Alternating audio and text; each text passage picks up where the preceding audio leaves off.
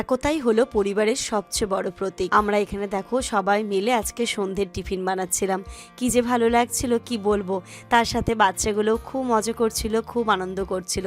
এই যে প্রত্যেকটা মেম্বার একে অপরের পরিপূরক, একে অপরের সাথে হাত মিলিয়ে যে আমরা এই কাজগুলো করছি আনন্দের সাথে এবং হাসতে মজা করতে। তাই দেখো কোনো কষ্ট বা কোনো কিছুই কিন্তু আমাদের কারোর মধ্যেই নেই, না আছে কারোর মধ্যে রাগ, না আছে কারোর মধ্যে অভিযোগ, না আছে কারোর মধ্যে কষ্ট।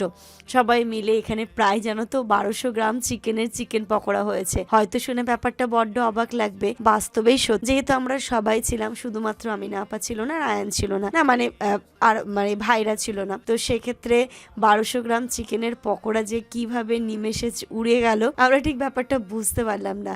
এর পরিপ্রেক্ষিতে আমরা একদিন ভেবে রেখেছি 5 কিলো চিকেন পকোড়া আর তার সাথে কফি দিয়ে আমাদের একটা পিকনিকের আসর জমাবো ইনশাল্লাহ খুব তাড়াতাড়ি।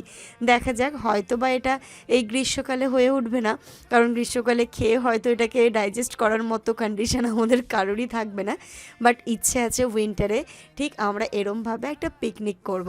আসলে চিকেন পকোড়া করতে করতে খেতে শুরু করলে না, কখন যে তুমি নিমেষে অনেকটা খেয়ে ফেলবে বুঝতেই পারবে না। খেতে তো খুব ভালো লাগে। সবার মোটামুটি আমরা খাচ্ছি, আব্বাকেও দিয়েছিলাম। আব্বাকে জিজ্ঞেস করছিলাম কেমন হয়েছে, আব্বা বললো বেশ ভালো হয়েছে। দেখতেই পাচ্ছ, একবার আমি, একবার আছিয়া, একবার আপা, একবার আম্মা, সবাই মিলে হাতে হাত লাগিয়ে কিন্তু আমরা প্রতিটা কাজ করে থাকি। হয়তো